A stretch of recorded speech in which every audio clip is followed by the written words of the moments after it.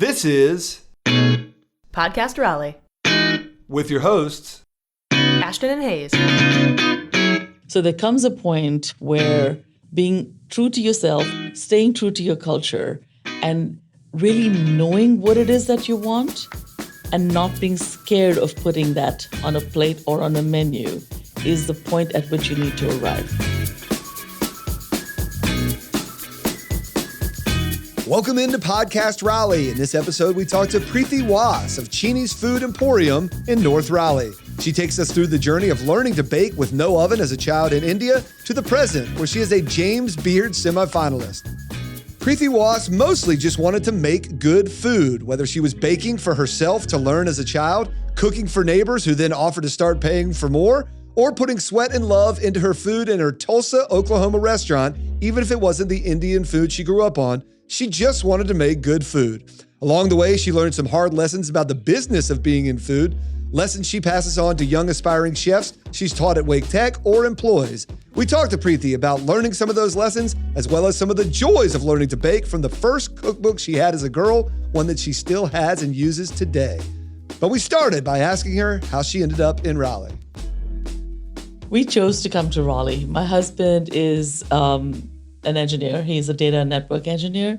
We lived in Tulsa prior to this, and we sort of outgrew Tulsa. His job outgrew Tulsa. I outgrew Tulsa. Okay. And I also didn't want our children to only have Oklahoma State universities as higher education options if we couldn't afford to send them to anywhere else. Sure. So North Carolina just seemed like a good state. And how did you choose it? Well, because my husband was born and raised on the West Coast, okay, LA, and we lived there for 10 years. Not my favorite place. Okay, just got to be too much. Once you've been sat on the 5 freeway for 3 hours with a squalling baby in the back, no. You don't want to really live there anymore. But then we chose Tulsa because I wanted a smaller community, wanted to take away the problem of my husband's commute, which was an hour and a half each way in LA. And so we picked Tulsa, middle of the country, easy access to places, airport was easy, all of those things. And then as the children got older, like I said, we just outgrew Tulsa. Yeah, just progressively moving east then. I like the East Coast. Okay. Mm-hmm. Well, good. Well, so when did you start baking? When I was 9. Oh, wow. Okay. Now, was baking your first foray into cooking? Or? It was. Okay. Yes. And what prompted you to kind of jump into baking? Well, we had a neighbor, a young couple had moved in next to our house back in India, and she baked a cake. And I had never known anybody who could bake at home because bakeries were only ever commercial endeavors. In India, we cooked on a stovetop, and I call it a stovetop loosely because there's a what do you call it? It connects, like a connection to a red natural gas cylinder. Oh, sure. And it's like a propane tank. We switched it out when it was done, and that was the only cooking we had available to us. There were no ovens. I didn't know you could bake at home. Yeah. So I was pretty fascinated, and then I had to, of course, try it for myself. Well, what was the first thing you made? A cake. And how did it turn out? We fed it to the dog. So that good then? I mean, we ate it because, we were so enamored by the idea that we could bake at home. So my brothers tried it. I ate it, forced myself to eat it. And then the dog enjoyed the rest of it. But, I didn't give up. I wanted to get those bakery cakes. I wanted to know how to do that. And so how long did it take you to kind of continue to dive into that? I baked every single day. Every day? Every single day after that, yes. Well, you said you only had the modest setup, and so what were you baking on? Did you get an oven? Is that what allowed you to? Eventually, yes, but I would borrow the neighbor's oven. You have to understand, borrowing someone's oven meant it was an aluminum, about like 12-inch diameter pot in a way. It was electric, and then it had a domed lid. That was the oven we had. Sort of a Dutch oven, but larger. Correct. Kind of. Okay. Correct. Okay, which is a nice way to bake if you're doing bread or something. Sure. The cake, I'm interested about how that would turn out. Listen, we just did it. That's Yeah. all. That's what we had available, and that's what we did. Okay. And when did you start feeling like you were getting good at it? Oh, when people started asking me to bake. Okay. So I feel like a lot of people's stories are they learned baking or cooking from their parents. Does this mean your parents did not bake? That's correct. So you were really doing this. Where were you getting your recipes from when you were starting? So I should have brought this little prop with me, I guess. I could send you a photo, but I saved my allowance. And in India, we didn't have lending libraries. And the ones that we had were privately run. And when I say they're privately run, I'm talking about a niche in a wall. Okay. That was someone's lending library. They charged 25 paisa for it, which is a quarter of a rupee, which a rupee is now, it's 80 rupees to the dollar, just to give you an idea. Okay. But I was 10, I believe, and I had saved up my money, and we had these traveling book fairs that would come through. And I bought my first little home baking cookbook. Wow. It's just about yay, skinny, and my childish handwriting by my maiden name in there, Preeti Singh. And then I had all these recipes that I had underlined that I wanted to try, and I did all of them. So wow. How many were in there? Was it 5 or 10 or more like 50? more like 50. Okay. And you still have the book? I still have Do you the still book. cook any of those recipes? I absolutely do. Which, like, any in particular that are like that we could go to the Food Emporium and see this is a recipe from your first book? So not every day. Okay. But there's ones. but there are a few, yes. That's really neat. I love that. And this may coincide. You started to answer, you knew you were getting good at it when people started asking you to do it. Yes. And so this may be a follow up just on that question: is when did you realize that it could be a career? I never did. I never did. Not even after you started opening restaurants? I You were a mean, James Beard semifinalist?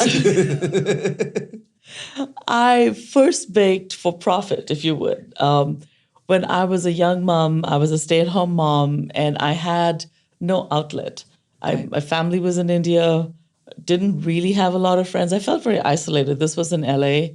Felt very isolated, didn't feel like I belonged to anything or anybody or any network or anything like that. And so I poured myself into motherhood. But I needed something for me. Yeah. So when my baby slept, I baked. And I could only eat so much, and my husband could only eat so much. So then I would give my creations away to our neighbors. And soon enough, neighbors started asking if I would bake for their children's birthday parties or whatnot. So that's how that happened.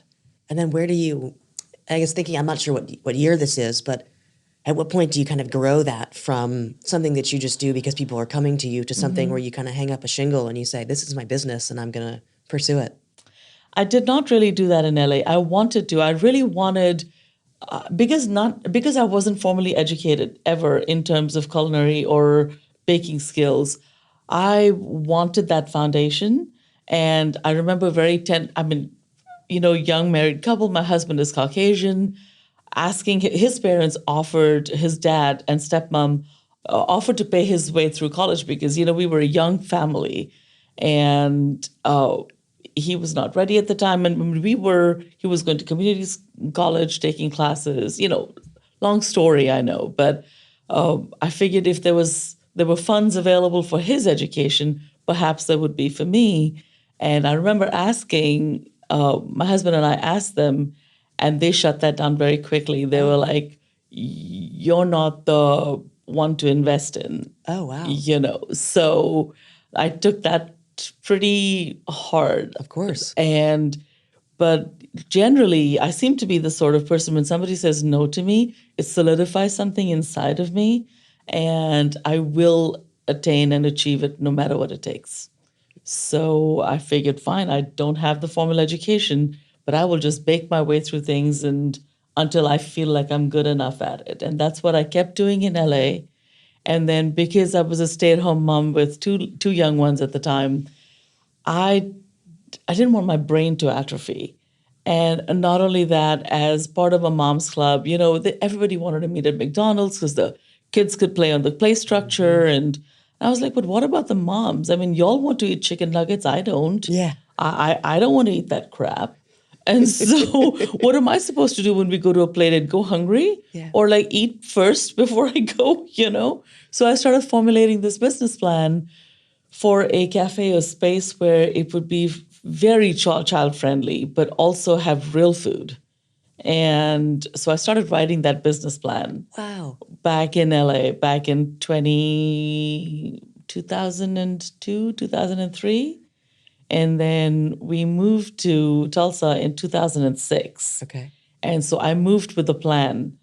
My husband stayed back in LA because his job had not quite transferred yet to Tulsa. And so it was just me and two little ones, brand new city, didn't know a soul. And within 2 weeks, I studied and got my real estate license because I was going to sell real estate to save money to open a cafe. That was my plan. Wow. And I did. Yeah. Wow.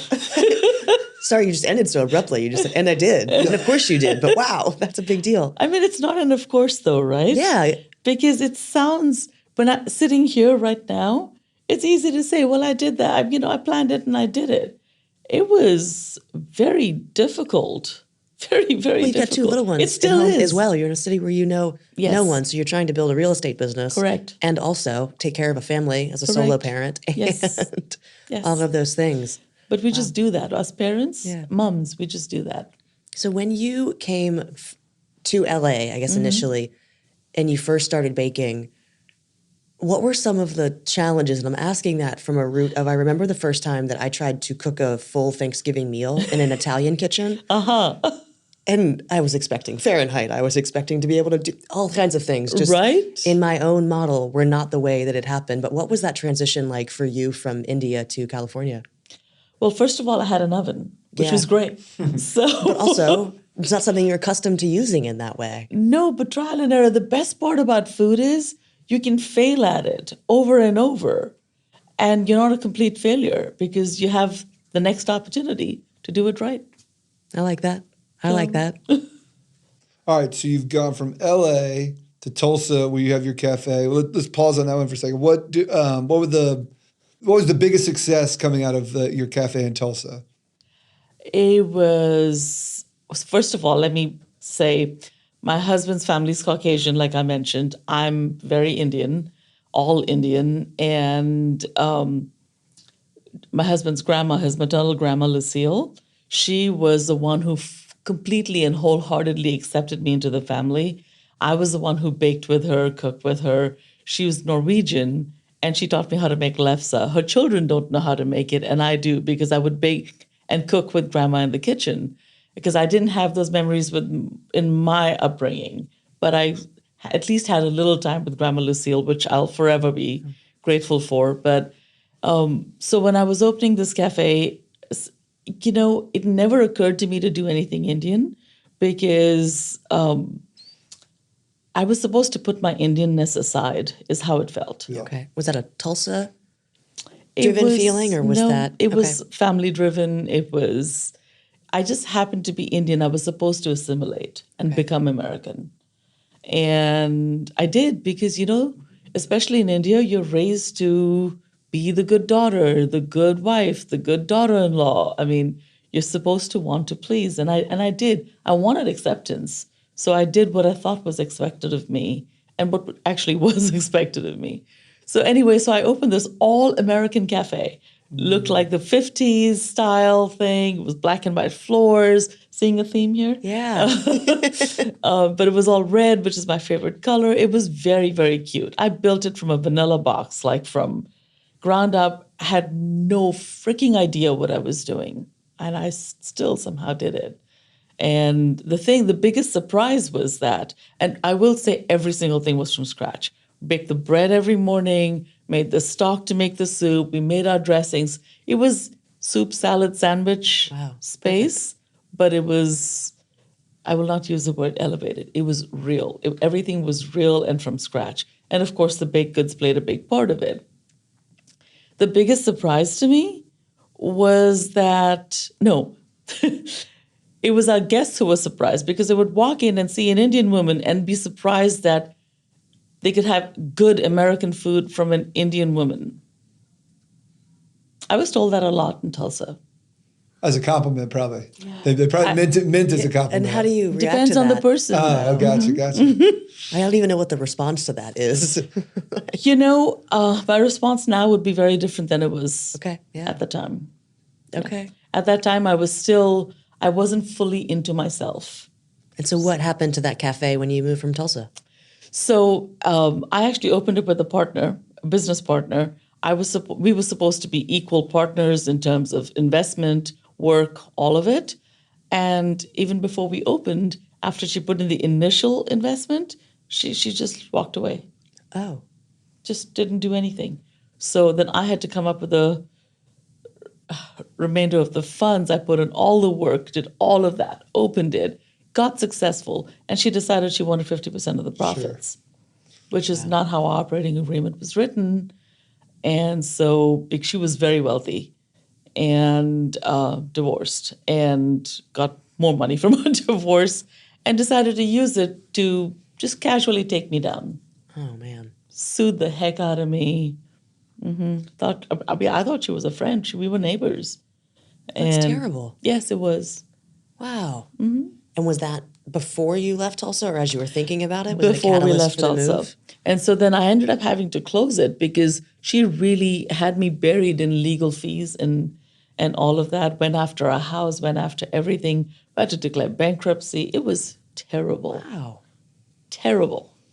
So in terms of successes that came out of it, I mean, Yeah. But you did say, but you opened a cafe, right? Like Yes. that would be, to me, I would think that probably led you to think, I know I can do this now, right? You had No. still no? No. Wow. in LA, you developed a business plan. In Tulsa, Yes. you made a business. Yes. So now in Raleigh, you wouldn't think, now I know, I've done it once, now I can do it again? I felt so beaten. I felt so discouraged.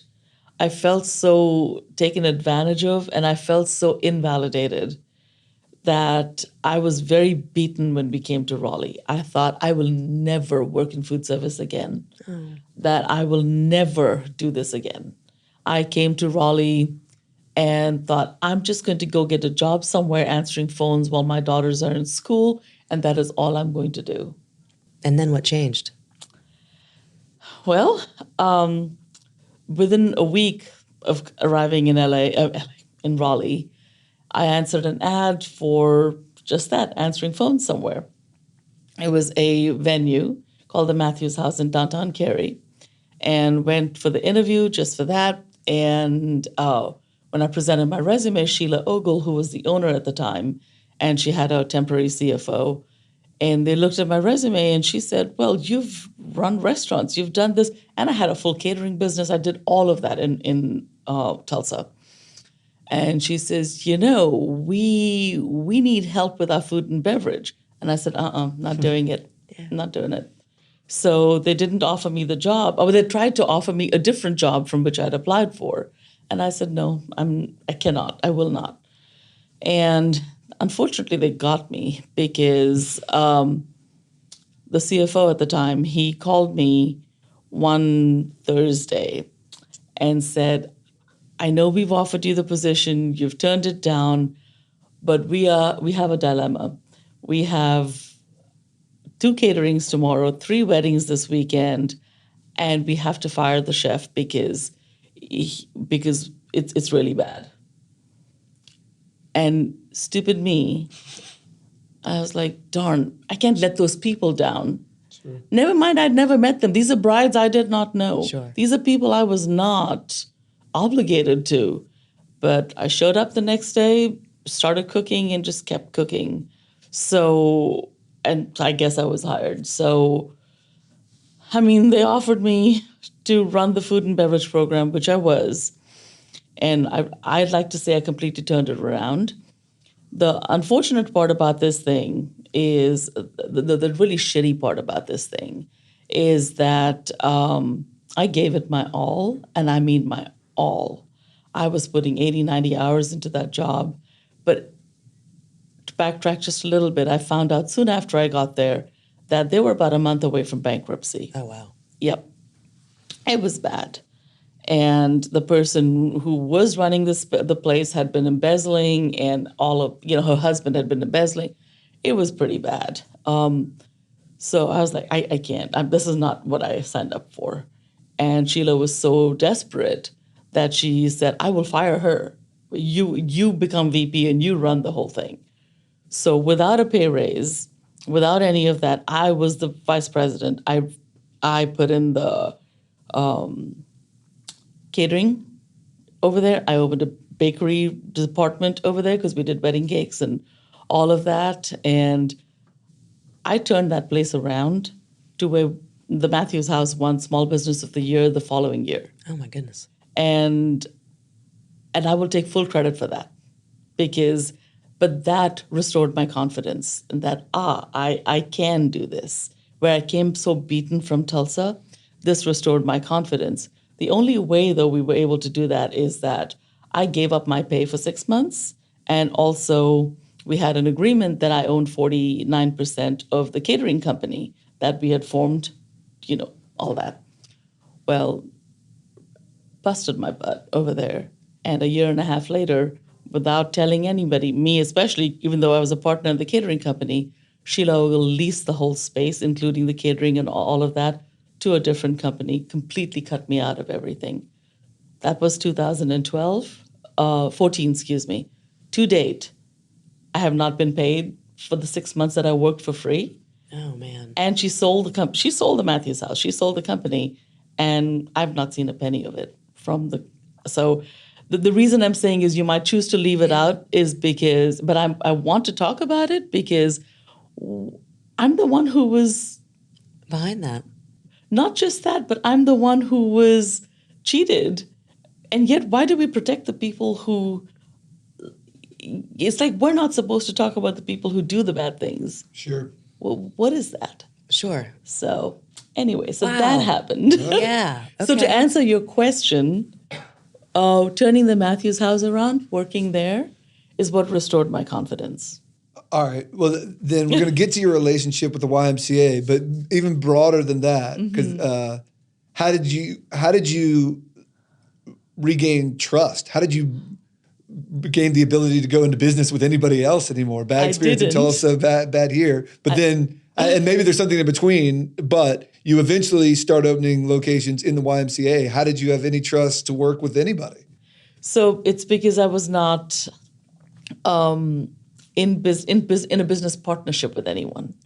So the YMCA approached me because I was an adjunct professor at Wake Tech, for Wake Tech, and I had been teaching some culinary classes for their CE programs, and also because I had my in-home bakery at the time, Sugar and Spice Kitchen, which is what I had started, because I couldn't stop making those darn cookies.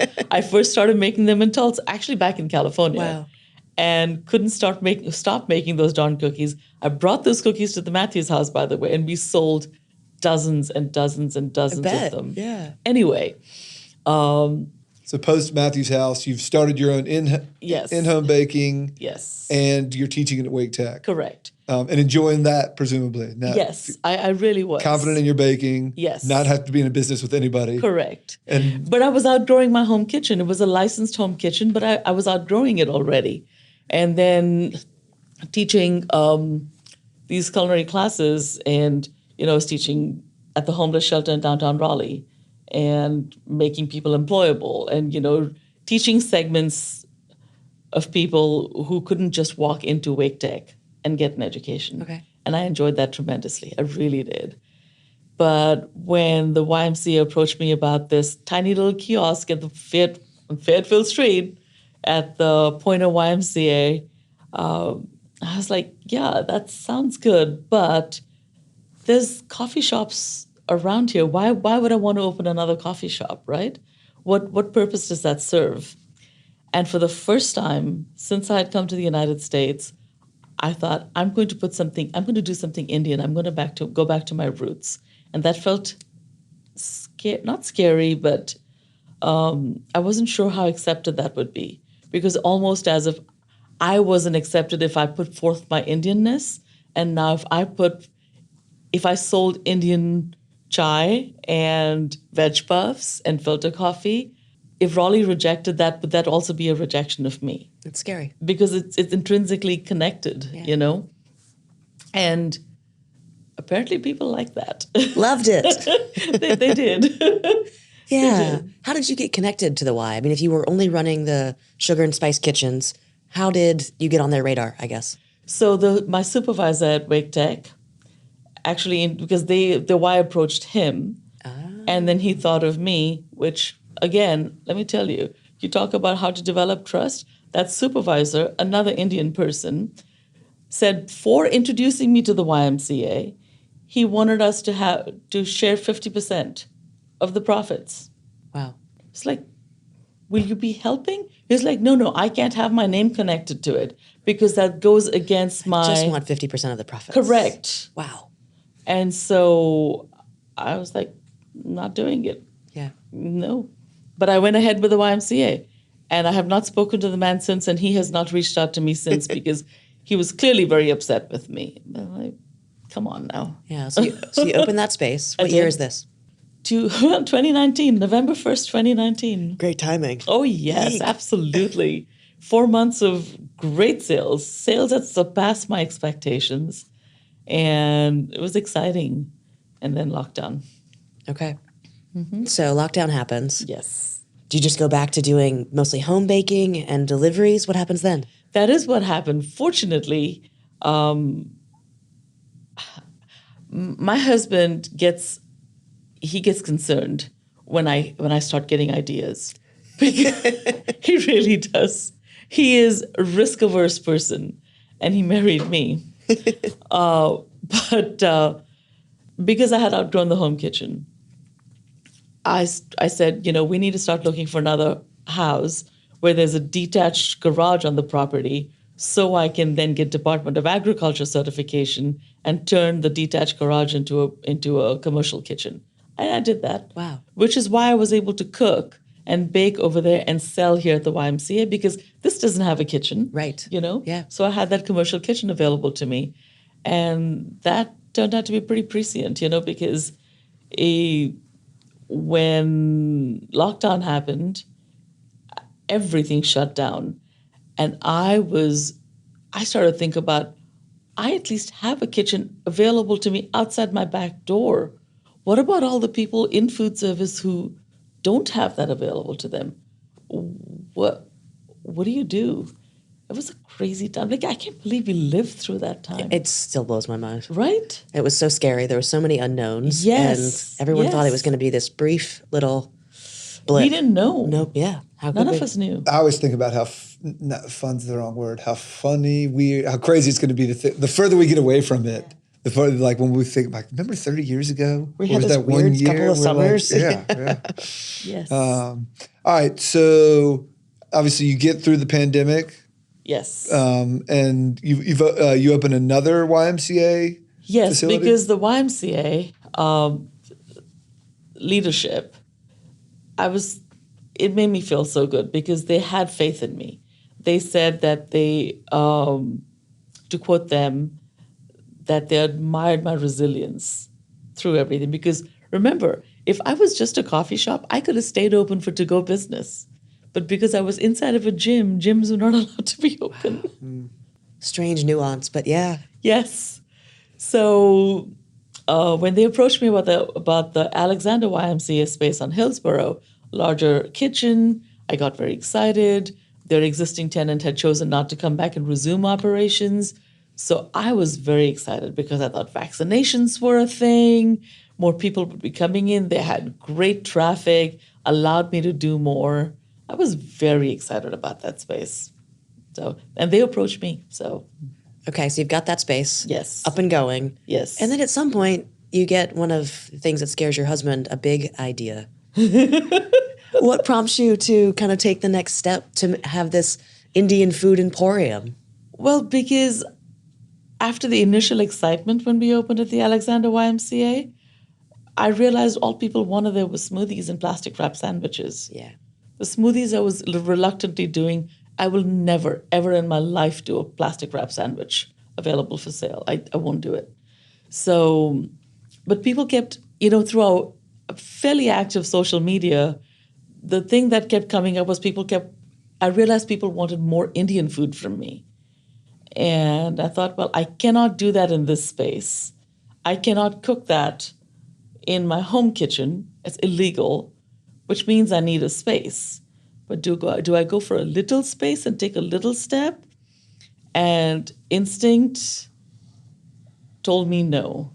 Instinct told me that if I wanted to do this, I had to really step out and do what I really wanted to do, which is have a space where I could have a bakery, have food to go. So essentially bring all the elements together that worked during during lockdown and the pandemic, cooking classes and some Indian food. I honestly thought the cafe part of it was going to be the smallest segment of that business plan.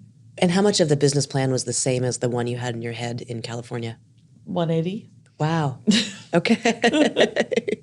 Okay. So then tell us about the space as it is currently. So if the cafe is one piece of it, what are some other things people who walk in the door will experience? So when they walk in, they're walking into a space where they don't know what to expect, which is how I like it. It's a cafe, sure. It's an all-day cafe, so you can get Indian food all day long. And when I say Indian food, it's tiffin items, which are light meals, appetizers, things that we eat throughout the day in India, because we eat throughout the day in India. And there's lunch, there's dinner, there's baked goods, there's food in like deli containers available to pick up and take home to heat up. There's a demonstration kitchen for cooking classes. There's a little retail area where you can find cookbooks by Indian authors and biographies by Indian authors and some knick-knacky things and pretty jewelry. And it's an emporium. You never know what you'll find. I'm curious. We've talked to other people who work in food on this podcast specifically, and then maybe just in consuming other stuff. And I hear part of the dilemma that you talk about partly is how much of my full, true to myself culture do I put into my food, knowing that I'm selling to an audience that doesn't necessarily come from that culture. And you could be the best Indian food person, but you're not. It's going to be difficult to run a restaurant off of only people who already have a background in Indian food eating there, right? Correct. What would, from what you've learned, but obviously you've come to a place where you said, no, I'm going to be me 100%. I'm going to put my heritage into a food. What would be your advice to somebody else, not even necessarily Indian, because we've had these same conversations with Mexican food and second generation immigrants. How you've done what's right for you, but obviously you understand anybody who's like, I get that you got a burger on your menu. How do you, what would be your advice to someone who's bringing their cultural heritage to a food project and balancing that in a, for lack of a better word, like, saleability.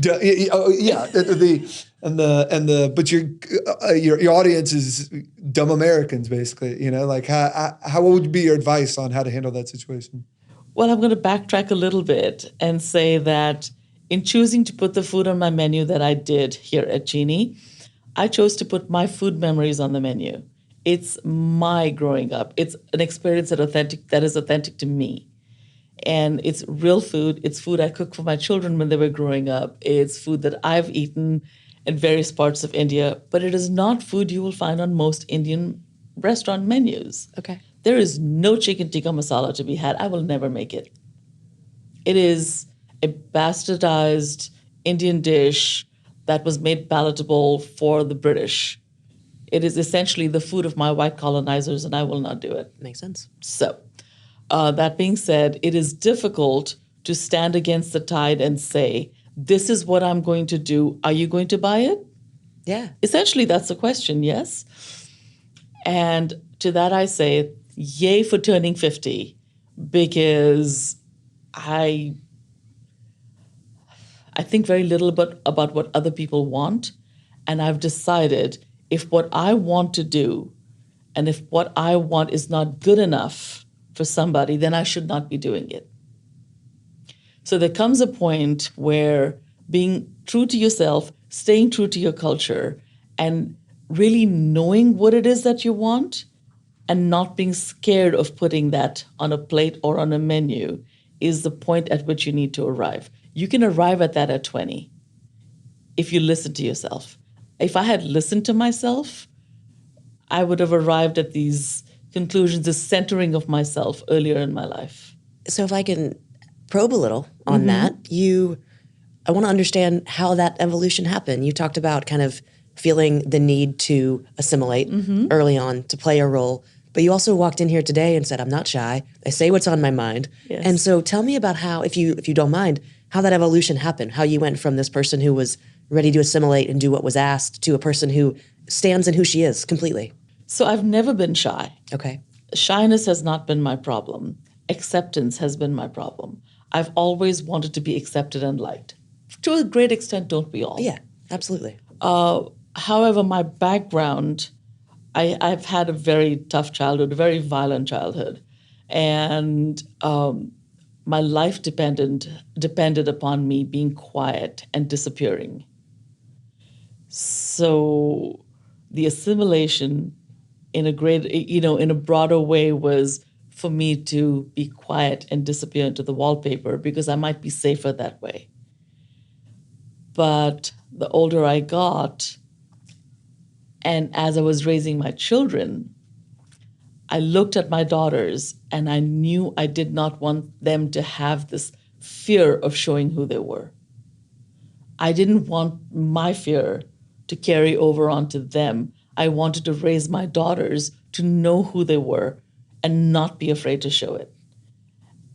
And in doing that, if I can't model that for my children, what kind of role model am I?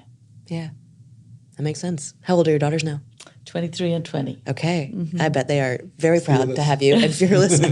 Yeah, that's wonderful. My younger daughter she has a lot more figuring out to do, but she's 20. And my older daughter, she wrote a post on Mother's Day. She took over my Instagram, Cheenie's Instagram, and wrote a post on Mother's Day that made me realize just how much she has seen, how much she sees her mother. And that I didn't know how much I needed that. That's incredible. I have a 10-month-old, so you're hitting me in the feels a little bit here. Yeah. Oh. I was not expecting to cry, but I will not apologize. Tell me about the name Cheeni. What does that word mean? So Cheeni means sugar. Okay. And because my in-home bakery was Sugar and Spice Kitchen, I took the first word sugar and translated it because I was thinking about a name that would be memorable, easy to pronounce for Americans, and short and sweet. You did not get into cooking to win awards. I did not. But the biggest award in cooking in America, it's an international? No. Okay. At least in America, is the James Beard Award. Yes. And you were a semifinalist. What's the process look like? How did that even start? No clue. Okay. I had no idea. But at least anybody can nominate you. Okay. Which I didn't know because I didn't know anybody had nominated me. Because somebody has to nominate you, and from that list, they choose semifinalists. I was hoping you were going to pull back the curtain on this for us, but I don't know. want someone to do that for me. I want to know who nominated me. No one's stepped up and told me they nominated me. So if I you're don't know. listening, step up. Please, Yeah. please, I would love to know. I'll buy you a meal. Podcast Raleigh will buy you a meal at the Food Emporium if you'll let us know that you were the person. You might have some, a lot of people stepping up and Oh, saying, that's right. That's right. they have to prove it. prove it. Yeah. Yeah, that's right. So there's a nomination process, Yes. and they pick from that. Do you Yes. get alerted that you've been nominated, or it sounds like no? Never mind. You do not get alerted that you got nominated. I wish they would even tell you that you made it as a semifinalist. Now, the people who have made it their life's work and mission to either get a Michelin star or be a James Beard finalist or winner, there are people that is their mission. It never was mine because I'm not a trained chef. I don't have skills like that. I'm a home cook. I'm a good home cook, but that's all I am. So James Beard and Preeti Waas were never going to be in the same sentence for me. And, it's fine because it's not my goal. Did you know what the awards were? Of Like, course. you were aware I mean, of them. you can't be in the food industry and not know that. So I knew the prestige of them, but I never, like I said, it was never going to be, my name was never going to be on there. But so clearly the people in the know, they pay very close attention to when the nominations are supposed to be sent in by, when the semifinalists are announced, when finalists, they know these dates apparently ahead of time. I didn't, because not on my radar, right? Sure. And so the day that the semifinalists were announced, I wish somebody had told me. Nobody did. Did you find out from like WRAL or something? Like, The reporter from Triangle Business Journal so it called. was a reporter who called. Oh, yes, she called to ask for a statement. And I said, for what? And she says, because you're a semifinalist with James Beard. And I cannot remember my exact reaction. I either laughed or was exclaimed in surprise. I'm not sure which. Or both, maybe. Perhaps. Yeah. And I said to her, I did not believe it. Okay. So I was going to verify that it was true. And if it was, Yeah. I would talk to my family and then I'd call her back. And so what did you do when you hung up the phone? I went on James Beard's website to see if they had posted anything. And I kept scrolling and I'm like, wow, there's a lot. There's a lot of regions. And I didn't know how it was all segregated. And I mean, my name was the last one on that list. And I kid you not, I sat there in shock. Like I'm staring at my laptop in my pajamas. I was doing payroll when she called. And I could not believe it. I simply could not believe it. Wow. I've read other restaurants have talked about this where getting the award can be a blessing, but also then sometimes it could bring a lot of attention when you were just trying to serve your regular, normal Yes. customers. How's that worked out for you? It has been great for visibility, and it brought a flood of people in, and we had the opportunity to serve a lot of people. That doesn't mean we had the opportunity to serve them well, Okay. because when they came in that flood, my little kitchen, my little crew, my little one-pot batches, because we don't make stuff in vats, that's one of our signatures, was not prepared. And I couldn't scale up that quickly. And to go from a counter service cafe where people could get a seat anytime because, there was a lot of availability to somebody having to wait 2.5, 3 hours for their food or a table, that's not reasonable. Well, and in a post-pandemic sort of environment where finding service employees is tough, finding good Yes. talent is tough. And I know you take good care of your employees. We do. Which is probably really helpful in terms of retaining them, but Yes. very difficult for scaling. Yes. Wow. What were the things that surprised you the most after the award announcement? How many people came and how many people gave us grace. There were people who didn't, and they're out there. They've written bad reviews. That's what the internet is for. That's fine. Their prerogative. But I was mostly surprised by how many people were willing to give us leeway. And they were understanding. And they were, my gosh, the way they championed us, our little space. It felt like the little engine who could, It was great. That's wonderful. It's been great. Are things more back to a normal flow now, or is there still pretty high traffic? When you say back to a normal flow, yes, we're back to looking at an empty dining room and thinking, wow, what next? What now? Because, of course, I scaled up with employees. And it's a point of pride that I have not cut anybody's hours. I have not let anybody go. I've retained staff that chose to come work for us and stuck with us through the crazy. But just this week, I have had to reduce some hours because we're slow again. It is summer, and Summer in Raleigh. it is summer in Raleigh, and our location there's no foot traffic. People have to choose to drive to Cheeni. All right, well, that begs an obvious question. You've opened many different places in different cities. You've been inside of YMCA's. You've had your own place. Are there any other future places in the plans?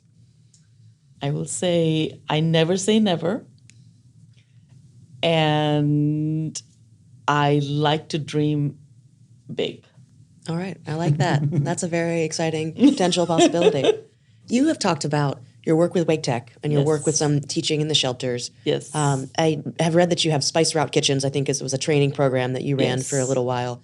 You take very good care of your employees. I try as much as I can. Yeah, and so I guess the question is about that desire to give back and to support, especially future chefs and people who are learning to cook. Where does that come from? I think I do for people what I wish was done for me. Are you still doing a lot of that kind of mentoring work? Not actively where I'm reaching out to people, but I'm always willing to help if I'm able to. I'm curious, when you teach about cooking, like when you took a culinary class at Wake Tech, Yes. presumably people sign up Yes. to learn how to take ingredients, mix them, and make something, right? When you mentor somebody who clearly wants to learn how to cook or be a chef or a baker, how much is it about specifically food, and how much is it passing on your business experiences, your how to vet business partners and things like that? Like, I would assume, based on your experience, you're quick to say, don't think just because you can make a great cake, you're going to make it. How does that come through in your mentoring? That is such a great question because it's true. Anybody can pick up a book and follow a recipe. Anybody can go on YouTube and learn skills. But you have to have people in your life willing to tell you, you may be a good baker, but you're not ready to go into business. Or work somewhere first. Find out if you're cut out for this life, because it ain't an easy one. And find out if you love it. Not just if you can do it, but if you're willing to get up every single day and do it over and over again before you commit to that. And I like to think, even in the shelters, my strength as an instructor was that I taught soft skills as well, not just follow recipe.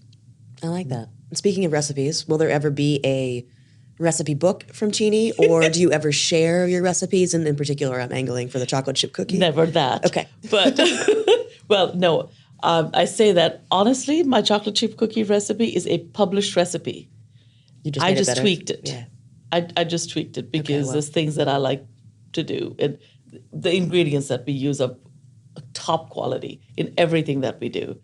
In terms of a recipe book, that's very, very funny because if my husband's reading this, and anybody who knows me, when I say reading, watching, listening, they're all laughing, like cackling, as a matter of fact, because I'm notorious for not following recipes.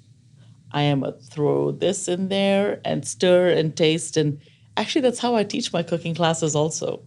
All right, but don't you think this could be like some sort of new age recipe book where like Yes. you've got some ingredients and then you could do I've throw a little bit of this or more. If you're type this person, throw a little bit more of that, You know what? If you know of a publisher who might be interested in that, All right. please send It's them a my tough way. pitch, but I think there's something find I there. it. don't Maybe know. it's- I don't know if it's a tough pitch. I think it's a very unique.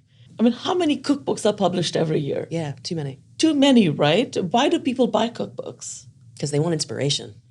And they want the stories. Yeah. So yes, I'd love to tell my story through food, if right. possible. I'm gonna find you a publisher. Thank you. We're gonna design. There's a lot coming out of this episode. No, because you're a person that clearly your work is going to be the best. I'm sure that your cafe in Tulsa was great.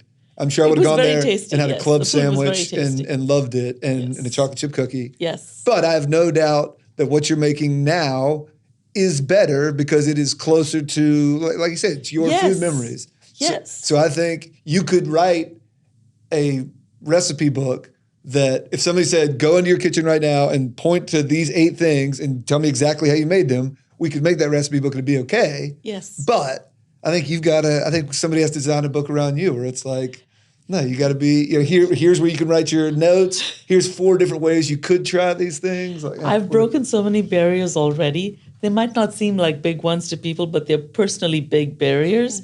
I've broken those already. Why not break this barrier in the like world it. of cookbook publishing? The New York Times I'm would up for love it. to write about a different the recipe book that isn't or something. Practical question, as someone who occasionally bakes, it's a very specific, it's a precise kind of thing a lot of times.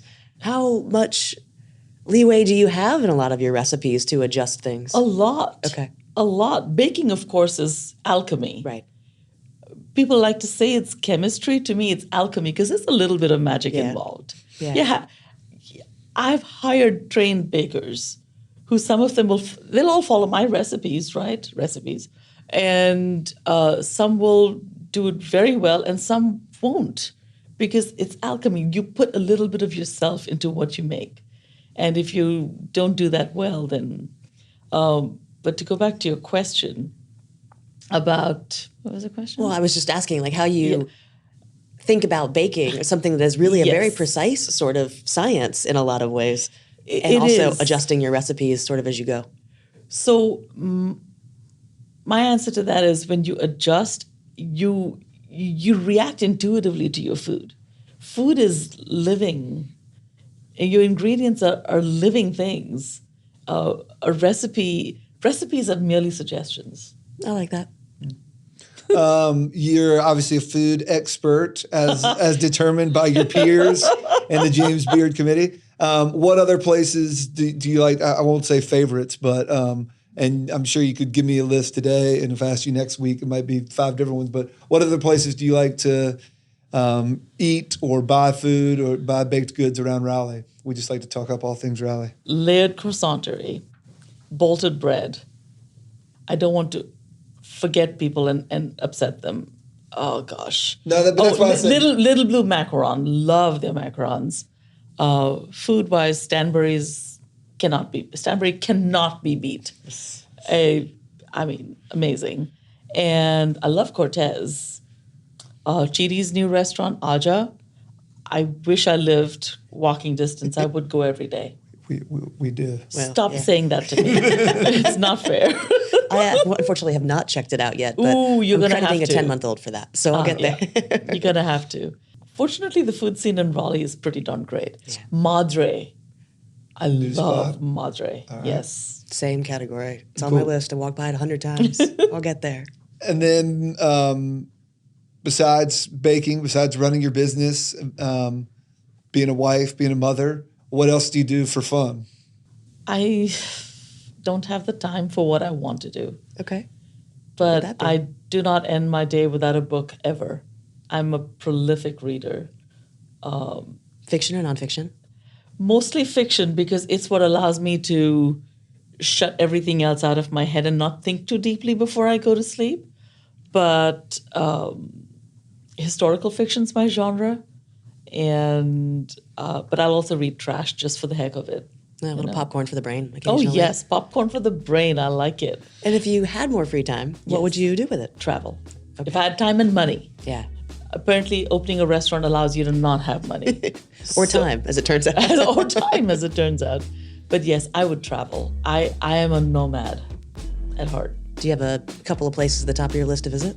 Too many. Okay. Far too many. Well, we're glad you're in Raleigh. I'll say you're a good picker of places. We know that. Very glad you're here. Thank you for all you do in our community and all of the incredible things that you produce. Thank you for having me. This was lovely. Thanks for listening to Podcast Raleigh. Review us on your favorite podcast app. If you like this episode, share it with a friend.